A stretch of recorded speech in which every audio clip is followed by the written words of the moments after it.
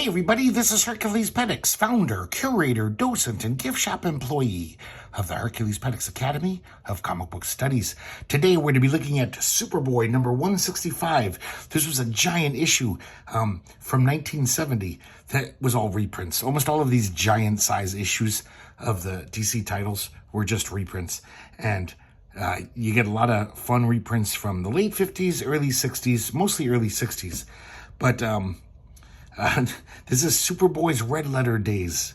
That's the theme of the issue. So it's all these important days in Superboy's life. Like the day Ma and Pa Kent died and the happy day Krypto reached Earth. They're all very silly. But not as silly as they'd get in the mid-60s. So let's crack this open. Well, first I should mention, this cover is by Curt Swan and Murphy Anderson on inks. And as you can tell, it's very beat up, but I got it for very cheap and I can read it. So I don't really care that much. I guess I prefer a nicer copy, but as long as all the pages are in it, I'm fine. So we have a little contents page and we start off with the Super Dog from Krypton. This is a story from 1955, and this is the introduction of Krypto, the super dog, into the Superboy mythos, or I should say the Superman mythos. And this, I really like this story. I think I like any comic about a dog. There's something about comics with dogs in them I love. One day, we're in Smallville. We see the dog catcher rounding up some dogs. This last dog gets in, and then all of a sudden, he tears through the truck siding as if it was tissue paper, letting free all the dogs. Clark Kent happens to be walking around, notices this, puts on his uniform, and rounds up all the dogs, except he couldn't find that one white dog. He escaped. He makes a makeshift wall for the van out of some old wood so the dogs can't escape. And, of course, Clark thinks, this is odd. How did that dog get away from my super speedy roundup? I'm Superboy. So he says, oh, well, I got to help Dad at the store today. So he's going to go to the general store where his father owns, and he has to work. And when he gets there, these two thugs show up, and they say, hand over all the dough, see? It's a robbery. I'm sorry, guys, I forgot to mention before we continue, the credits. This is written by Otto Binder, the longtime science fiction author and longtime comic writer. Pencils by Curt Swan. Inks by Cy Berry, longtime DC artist. So the thugs leave the general store. Superboy's kind of frustrated. He basically says, oh, I can't turn into Superboy with all these people around. Of course, he's done it many times before. He could run out into the bathroom. But for the plot's coherence, of course, this time, Clark Kent cannot turn into Superboy. But all of a sudden, that white dog from earlier comes out and starts barking at these thugs. They shoot at him, and the bullets bounce off of him. And, of course, Clark Kent's like, what the hell? So the thugs... Clark Kent kind of stops the thugs by ricocheting their bullets that are ricocheting off of Krypto, hitting his hand, and then he aims them back at their guns. So he disarms them, the cops show up, and everything's hunky-dory. So, of course, he's just like, what's up with this strange dog? He goes into an alley, and he sees Krypto.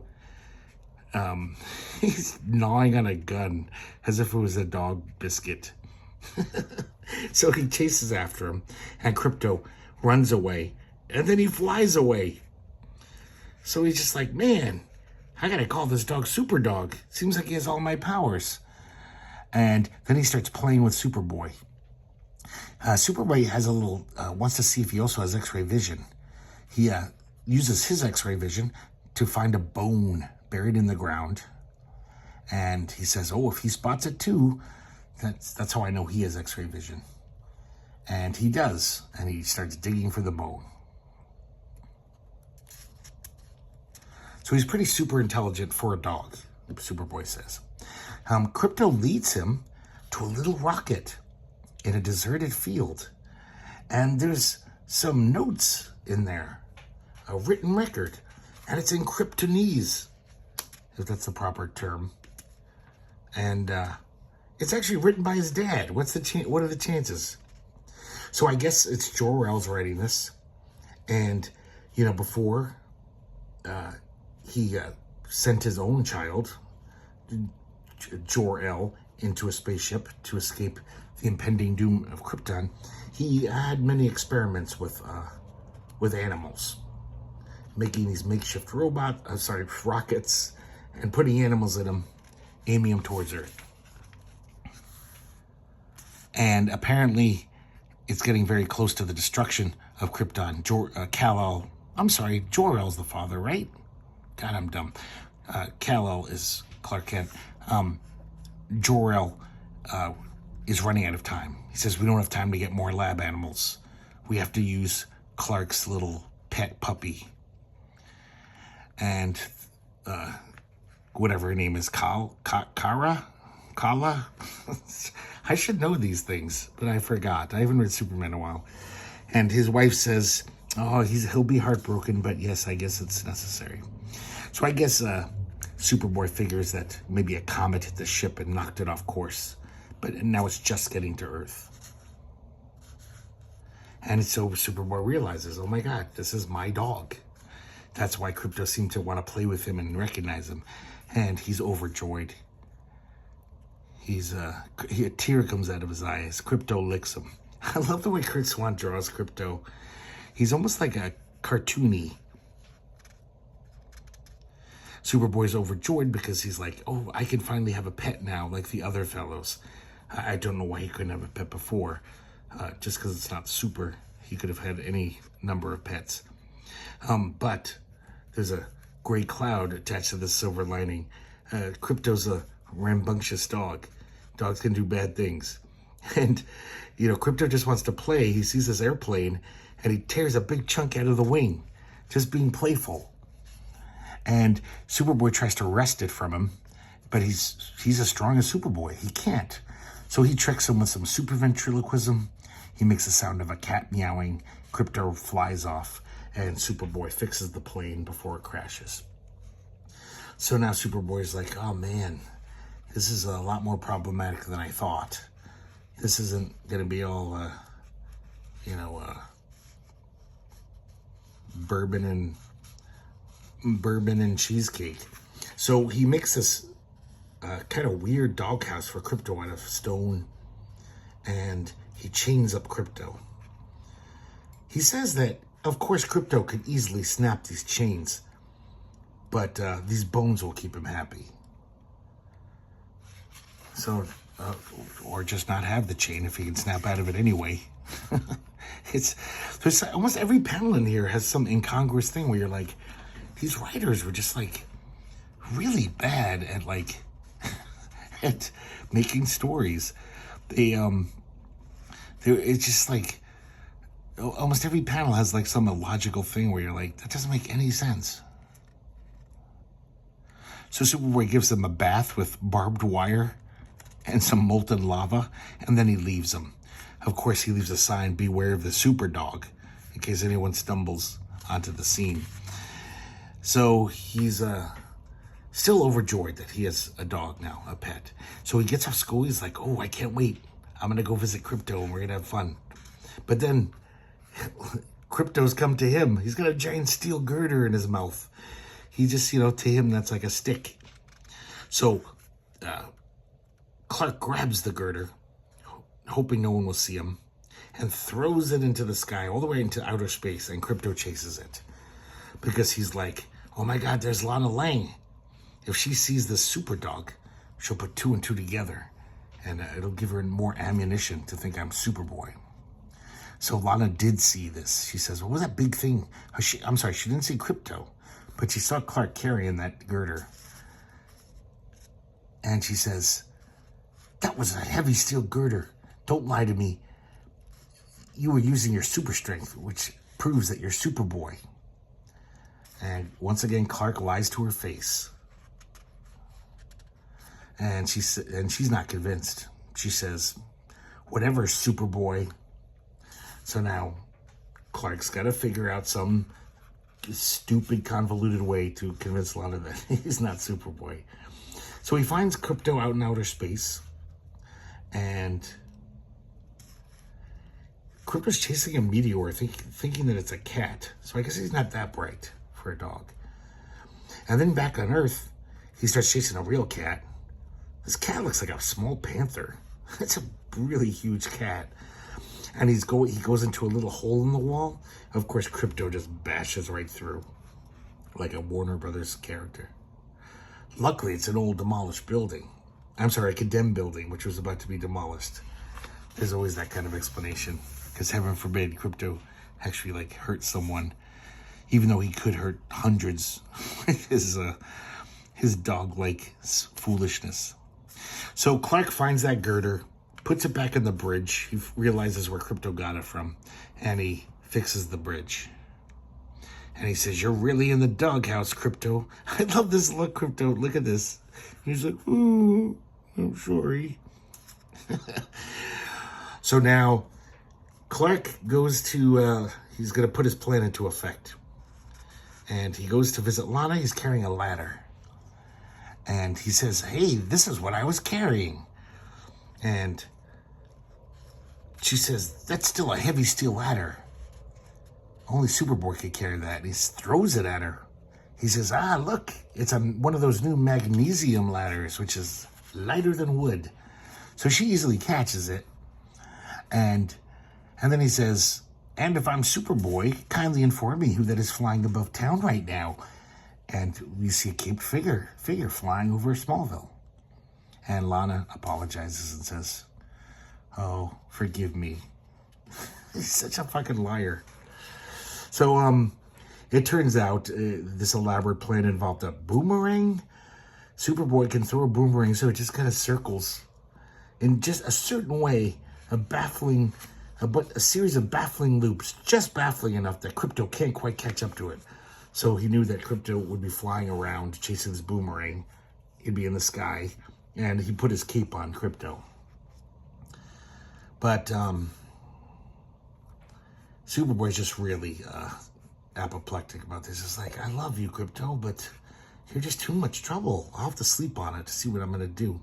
He goes back to his doghouse the next day. Of course, Krypto has broken his chain. And Superboy looks into the heavens with his telescopic vision, and he sees Krypto has run away. Just like any frisky dog, he wants to roam the universe, a mere backyard to him. And Superboy realizes, "I'm glad he's gone. It was just too much trouble." But the narrator says, "Are you Superboy? Are you really glad he's gone?" And Superboy says, "Krypto, my pal, gulp. The only dog of my own ever had. Maybe he'll come back once in a while, just to say hello."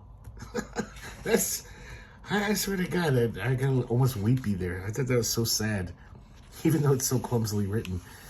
But, of course, Krypto would come back, so dry your tears, everyone.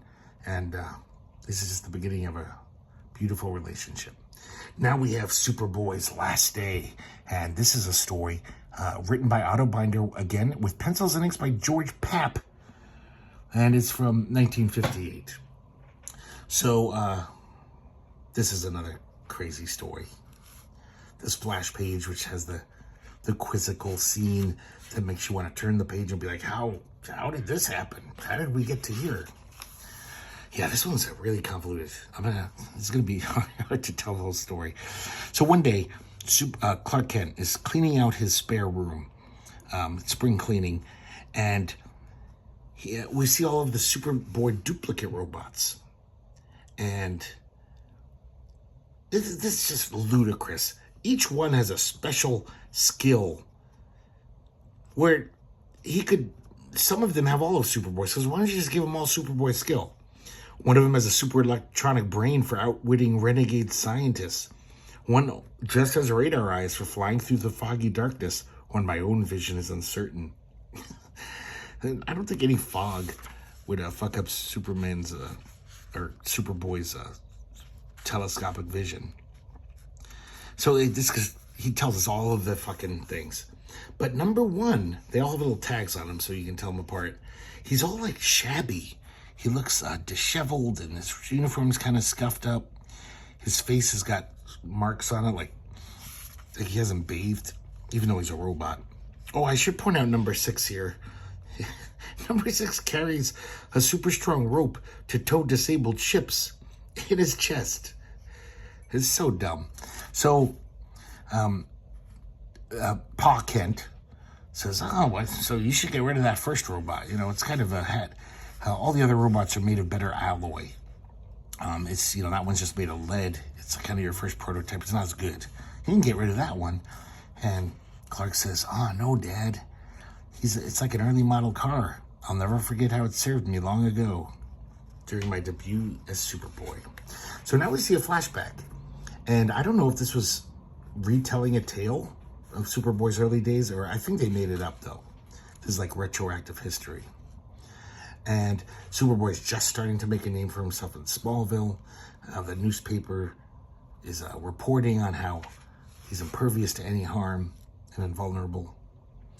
And meanwhile, Clark is very interested in his mineral collection. His dad's about to go for a drive. He says, hey, Dad, pick me up any minerals you see if they're interesting. And Pa Kent does see this glowing green rock. And he says this is the very spot where Clark's spaceship landed when we found him. And he kind of surmises. He says, this must be a piece of Krypton. Some nuclear change made the meteorite turn green and radiate rays, it seems. So he brings it to little Clark's shelf in his room full of specimens. And Clark comes in the room, and all of a sudden he feels terrible. He feels dizzy, and he's even like thinking, help me, please, someone help me. Feels like I'm dying. So his parents rush in. They put him into bed, and he's just getting weaker and weaker. No one knows, even Clark doesn't know that it's that kryptonite, because it doesn't affect humans, so they don't know what the hell's going on. So Clark says, Dad, you're going to have to use the robots. This is an emergency, and that's what the robots were made for. So they dust off the first robot, number 1 robot. And Pa Kent is going to control him remotely using this TV screen thing. And there's so many instances in this where Superboy, he could be saving like thousands of people in Kuala Lumpur during an earthquake, there's always disasters going on. But this one family, I guess, was too cheap to pay for movers, and Superboy is tasked with moving their house for them to a new foundation on the other side of town. Pa Kent finds it's a little trickier operating the robot than he thought. The robot puts it in upside down at first, but then he rights it. Then there's a rocket that's going to explode and kill these people. They don't have time to get away.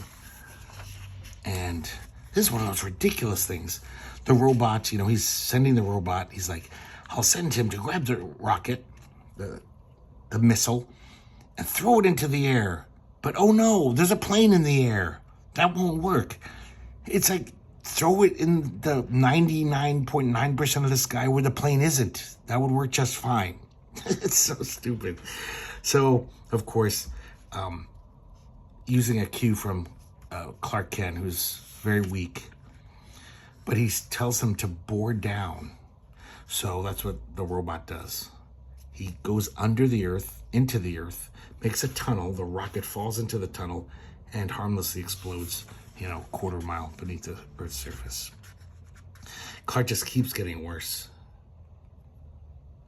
And then, all of a sudden, the number 1 robot comes to, I guess, just see his master. And all of a sudden, Clark feels better. Because, remember, he's made of lead. He's blocking the rays of the kryptonite from the shelf. And he's like, I don't know what the hell's going on, but I feel great. I can be Superboy again. So there's another little crisis happens. A boulder is rolling towards these campers. And Superboy shows up. He actually shoos away the robot. He says, I can handle this. He stops the rock. Pa Kent thinks it's the robot. He has no idea that Clark got out of bed. He comes back to the house, Clark does, and he sends the robot to his little closet, basically. Says, you won't be needed anymore. But then as soon as he walks into his room, he feels terrible because that green kryptonite is glowing away. And of course, the father's confused. They're like, they have no idea that Clark felt great and got out of bed. Because he's getting so weak now that he can barely talk to them. They think he's delirious. So when he says that I stopped that boulder, they think he was hallucinating. They call a doctor. The doctor says, I don't know what this is, but he probably has one day to live. And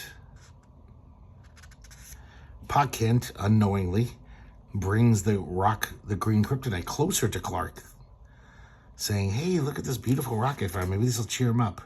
And he feels even worse, of course. Once again, the robot comes up to Clark's bed and blocks the rays. But then he moves aside and he's conked out again. Lana Lang comes to visit him with her scientist dad. Oh, I'm sorry, that's Pa Kent, never mind.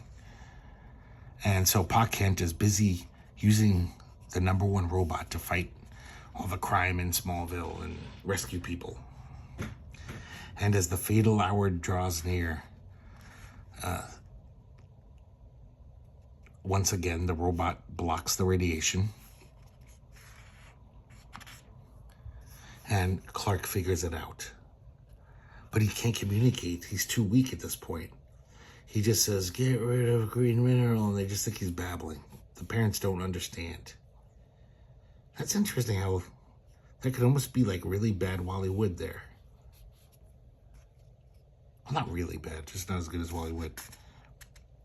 And of course, they're so sad. They're like, oh my God, he's about to die. And then just at the last minute, finally, Pa Kent, he figures out that Clark actually did go out and stop that boulder. So something must have made him feel better. And he realizes that the robot made Clark feel better whenever he stood in front of him. And so he takes the green piece of kryptonite and puts it in this little compartment in the robot's chest or in his back. And all of a sudden, because you remember he's made of lead. And all of a sudden, Clark, at death's door, he springs back to life. So in the last minute, Pa Kent figured it out.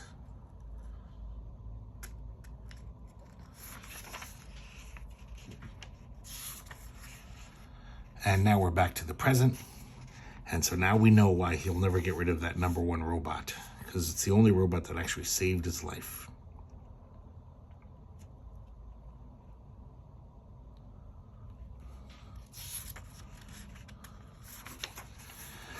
So now we have the girl who saw the future Superboy.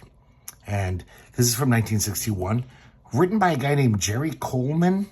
And pencils and inks by Al Plastino. And this is another annoying story about Lana Lang. Lana Lang's just terrible. She's a terrible person. So she's with her scientist dad. They're helping some other scientists, like, I don't know, empty his laboratory. She sees this TV-looking thing. And he says, oh, that was a time viewing machine my friend was working on. It didn't work. He said it was a piece of junk. And then Lana, all of a sudden, is like, she fiddles with it a little. She turns some knobs and connects some wires. Even though the master scientist who invented it couldn't get it to work, in like 2 minutes, she figures out how to get it to work. Once again, they don't really care about logic in these. And so it works. She sees the future.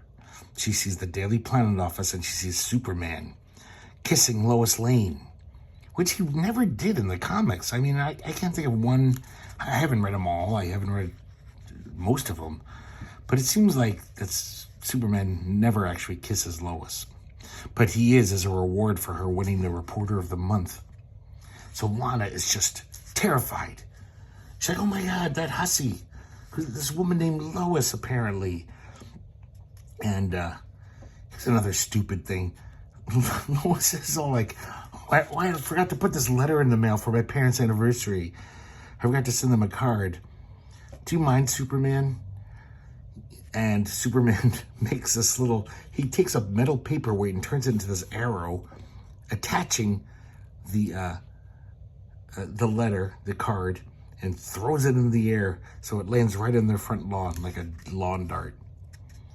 So many dumb things like this. It's like, yeah, Lois, you couldn't think of anything better for Superman to do. So Lana sees this, and she also gets the last name, so she knows it's a woman named Lois Lane, and she's like, I've got to stop this.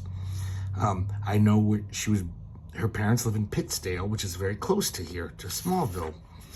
She has a cousin in Pittsdale. She tells her parents, hey, I'd like to visit my cousin and my aunt. Is that all right before school starts? And they say, oh, that would be great. So it turns out that her cousin's a smarty pants. So she's in this kind of like prep class, almost some advanced class for bright students that starts a week before school does. Also in that class, she finds out Lois Lane is in that class. So she's all spying. So guys, this is some of the dumbest shit ever. So I guess there's a composition. It's a contest, basically. One of you guys, whoever writes the best essay, will get to be an intern at the Daily Planet next year. And, of course, Lois Lane writes a composition. I'm sure it's brilliant because she's a great reporter. But Lana, after everyone leaves, she switches this really bad composition. I would like to be a reporter because everything's spelled wrong. And she leaves it in the inbox. And she rips up Lois Lane's contribution. Meanwhile, oh God, this angers me so much. Superboy is busy delivering the mail to lonely spots in the state. Going to lighthouses and ranger stations and isolated forests. Oh God. What a bunch of morons these people are. And then, this is just so convoluted. So I guess there's a rock slide or something, and Superboy uses a blast of super breath that pulverizes the falling rocks into a cloud of sand.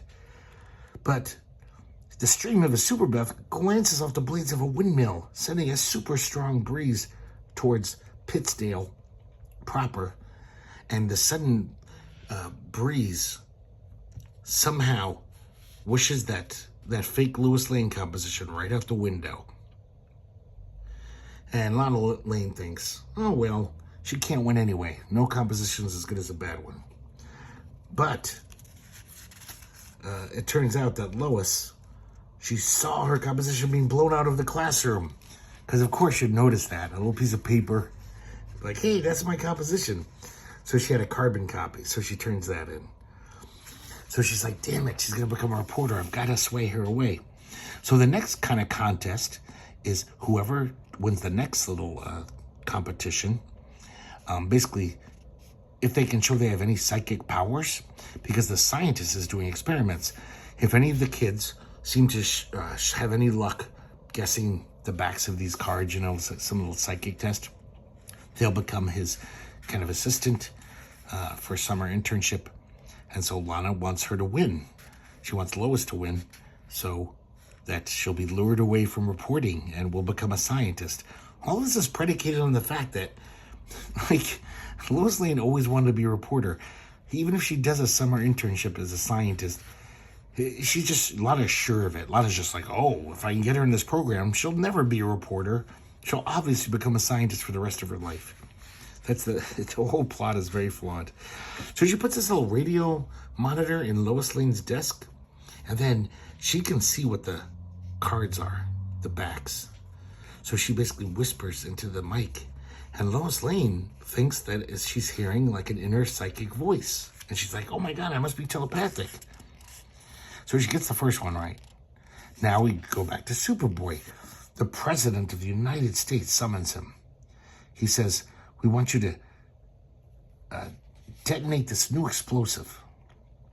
But we're afraid what it might do if it's detonated on Earth. So we need you to take it to space. And it needs extreme heat to set it off. Superboy basically figures, I'll take it to the sun. He throws it into the sun. It's an incredibly strong explosion that actually creates a solar storm on the surface of the sun. I'm pretty sure that would take an astronomical amount of atom bombs just to even make a blip on the sun's surface. But it does make this solar storm, which of course conks out all of the radio in the country. So Lana's little radio transmitter doesn't work, and just strange noises come out. This one is so just bending over backwards. Now this is very odd, guys, because I said that this story is 1961. I think I said that. And this is what the president says. He says, "Thanks, Superboy. Your help may have put us on the track to solving the problem of creating an atom bomb someday." So, oh, I'm sorry. I'm an idiot. Okay, because these take place in the past. Never mind. So apparently I'm dumber than Mort Weisinger and Jerry Coleman. So these maybe take place, I guess Superboy was a little boy in some nebulous time in 30s or 40s or something, or 30s. Next is another contest. Whoever makes the best sculpture will get a scholarship to an art school. Of course, if Lois wins, will never become a reporter. There's no chance, and she'll become an artist for the rest of her life. So Lana steals her sculpture when the kids leave class, takes it to a famous sculptor in town who demands a free meal. I like this character of him. That's a great little face. He gussies up the sculpture. He makes it better because he's a pro. And wouldn't you know it, Krypto's flying by, sees the statue of a cat, and has to attack it. I hate cats. I'll smash that statue, thinks Krypto. And Lana gives up. She says, I guess I can't change fate. And she says, I'm going back to Pittsdale one day. I haven't given up. I'm going to stop this one way or another. But Lana never did manage to outwit fate. Next we have The Phantom Superboy. This is Robert Bernstein is the author, the scripter, and George Papp doing pencils and inks again. This is also from 1961. This is another very silly comic. I think these late 50s, early 60s ones aren't as entertainingly inane as just a few years later. That's when they get really fun. And just the plot twists are just so crazy. These is basically just bad plotting where they want to get somewhere, so they'll just do any convoluted reason why. That doesn't even make sense. So we're in the general store. Clark Kent's helping out his dad. He does some super butter churning. And Lana shows up. And it turns out that Clark is trying out the very first electric typewriters. And Lana brings up, for no good reason, we've been learning about brainwaves in school, and they're basically electrical impulses.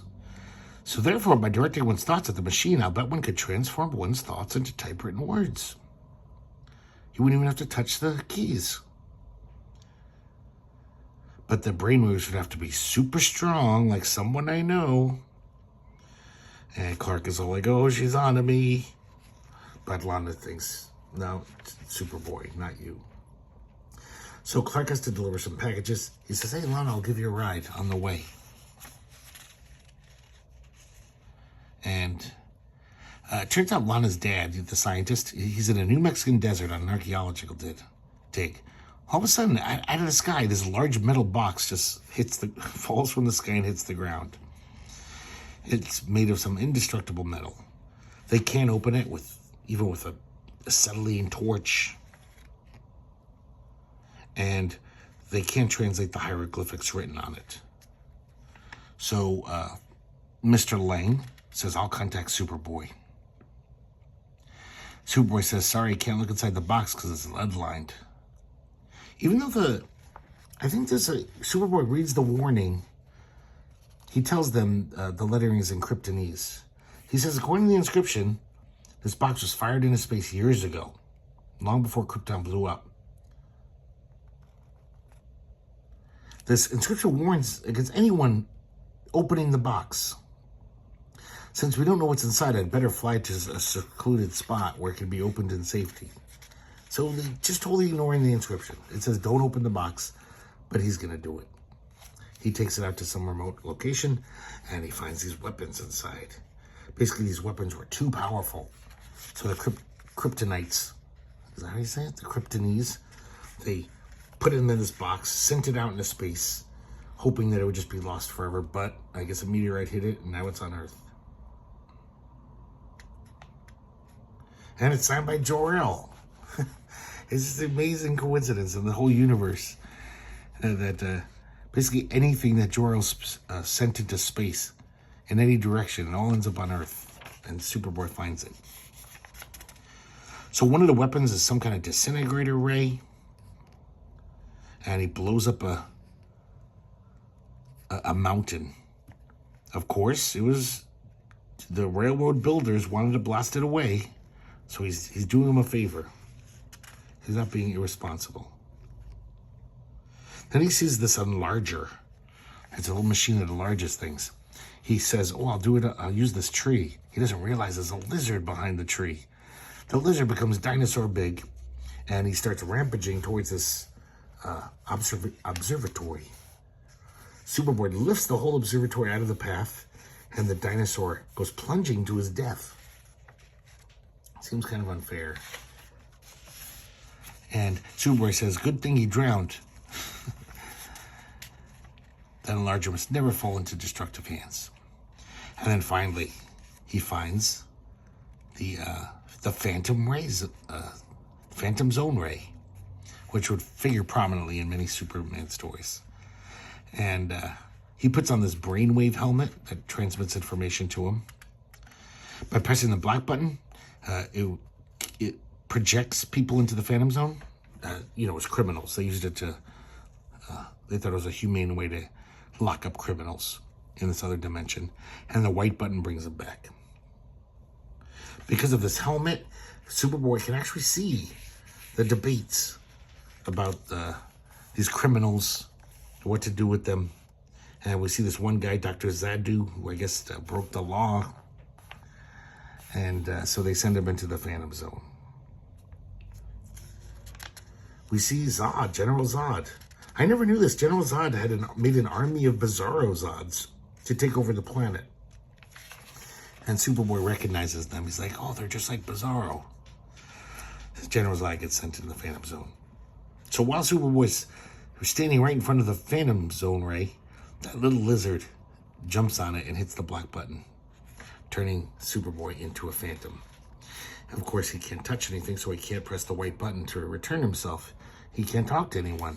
So he's just like, oh my God, am I fated to be a phantom forever? He sees crimes happening and he can't do anything about it. It's really not a good situation. Even Krypto can't sense him. Crooks are going on a rampage. And so meanwhile, once again, Superboy's duplicate robot is Pa Kent is since Clark has disappeared. I mean, Mom and Pa Kent are very worried about it, but also they're like, oh, Superboy can't be missing for too long. He's or Clark, so they have a Clark Kent looking robot. The Clark Kent robot though is faulty, and it's kind of giving away his secrets. Clark almost lifts this truck, forgetting that he can't show that he's superpowered.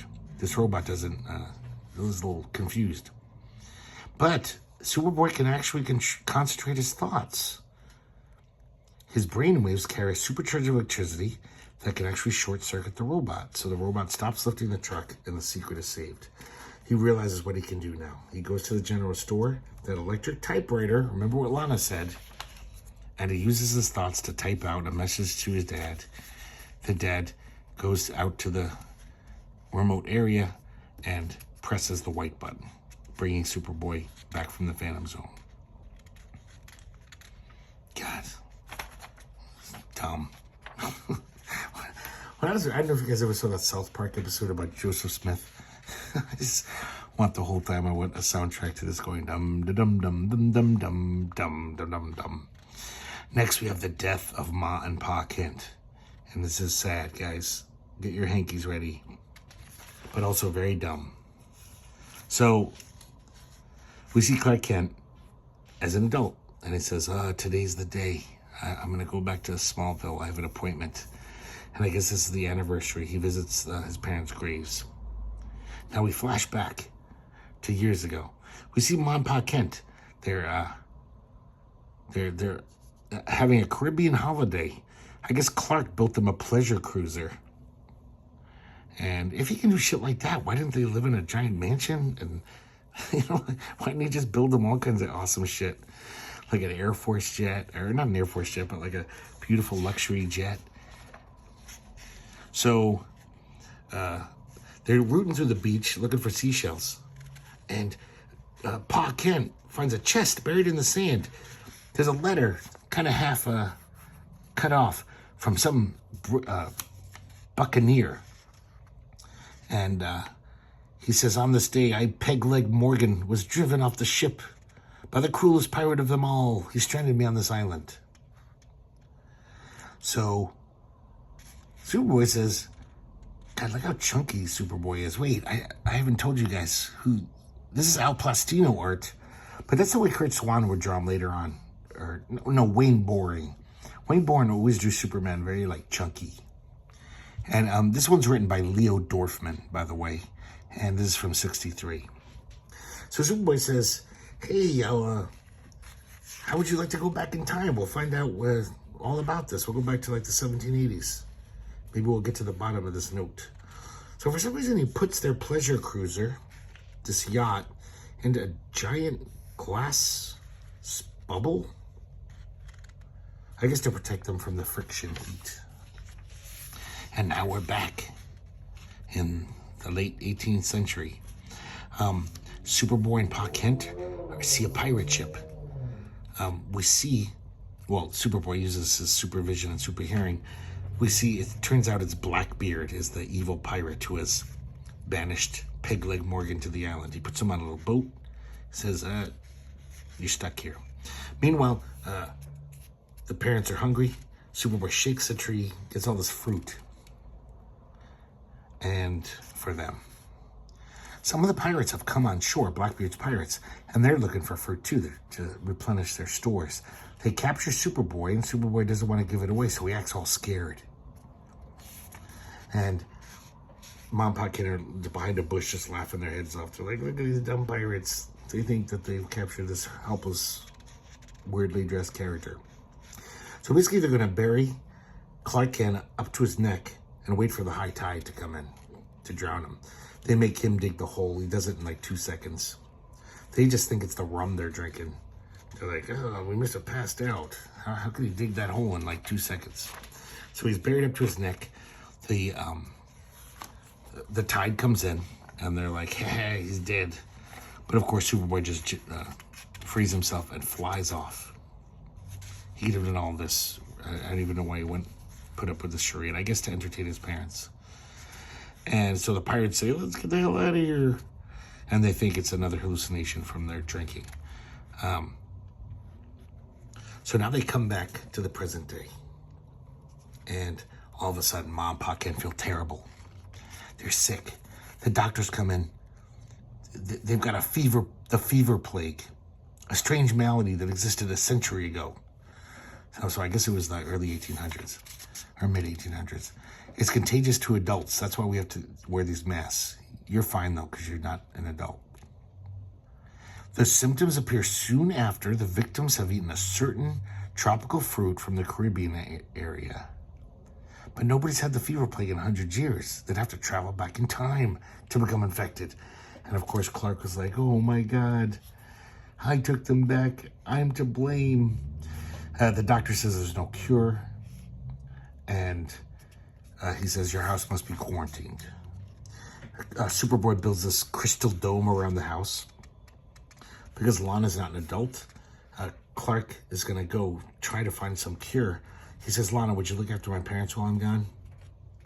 And there's this possible cure, the sap of the giant orchid tree of the Brazilian jungle. So he flies off there. This is another one of those weird things. He didn't think to bring a container to put the sap in. So he goes to an active volcano, forms a cup out of the molten lava, and then cools it with his breath. There's got to be a better way. And then he squeezes the sap out of the tree, brings it back to his parents. It doesn't do anything. Then they have an unexpected visitor. It's Lex Luthor, back when he was a teen. I guess he's a bit in juvie, but he heard about this and said, hey, if you guys give me a furlough, I can cure Clark Kent's parents. I made this invention that cures any disease. And the reason why he's doing it is because Pa Kent is on the prison parole board. He's hoping that he'll have a little quid pro quo action. But Clark says, my father would never make a deal with you, that kind of deal. But Lana talks him into it, and he says, of course, anything to cure my parents. So Lex Luthor's machine doesn't work. And Lex Luthor says some shitty thing on the way out. And he looks through his scrapbook. I think he's feeling nostalgic. He sees the first time the Phantom Zone story that we just read, a little clip from it, photo. And he says, that's it. I guess I'll get the Phantom Zone projector, which I threw in the bottom of the ocean, in the end of that other story. But then for some reason, halfway through the process, the Phantom Zone ray stops working. So his parents are half in and out of the Phantom Zone. They're half Phantom. And he realizes why. Because there's solar flares on the sun. They've created magnetic storms. And they always affect the Phantom Zone ray. And I guess it's too late. Ma Kent dies. See, this isn't an imaginary story. It's kind of, I thought something would happen. Some convoluted thing and they'd live. But this is really getting to see Clark Kent's parents die. And the father in his last moment says, promise me you'll always, do the best you can to uphold law and order. And now we're back to the present when Clark's an adult looking at his graves. And he decontaminates the house with his heat vision to destroy any plague germs. So, of course, he feels terrible. I'm sorry, now we're back to Superboy. And he has dreams where his parents accuse him of not doing enough to save him. He feels so guilty for causing their deaths. He feels so bad that he says, I'm going to give up my Superboy powers forever. He sees a house on fire and he just calls the fire department. Doesn't put on a Superboy outfit. And then he goes to his dad's papers because he's going to sell the Kent home. But when he goes to the museum, he actually sees the other half of that page. And it turns out that Pegleg Morgan was banished because he had the fever plague. It wasn't just this mean thing to do. They were like, sorry, you're going to contaminate everyone. So it says, then the plague wasn't transmitted by eating tropical fruit. Now I recall that Blackbeard and his crew ate the fruit from the island, but we're fine. So what must have happened is that Ma and Pa Kent caught the disease from Pegleg Morgan's chest that they found. I guess there was germs still alive in there after a century. And so to verify his theory, he goes back to the museum. The diary's infected. Luckily, it's been under glass all this time. And he decontaminates it with heat vision. And then he says, Dad, Mother, what a relief to know that I'm not responsible for what happened to you. now I won't be afraid to become Superboy again. This is such a false premise. You still brought them back in a time. Well, I mean, I guess they caught the germs from the chest, so it's not like he's really responsible. They found the chest without him.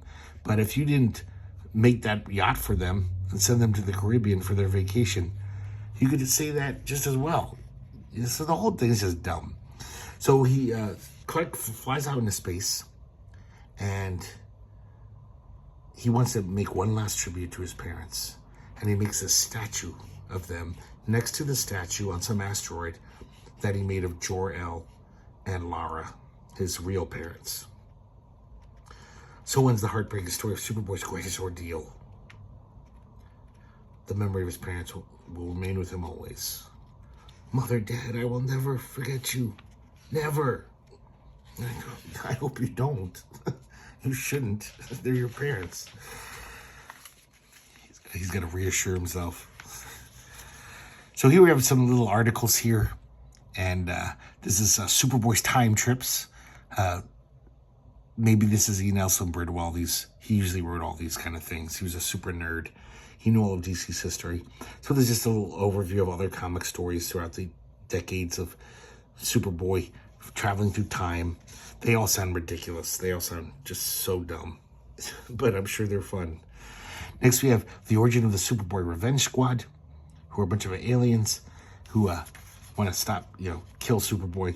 And then the Phantom Zone criminals. So very encyclopedic.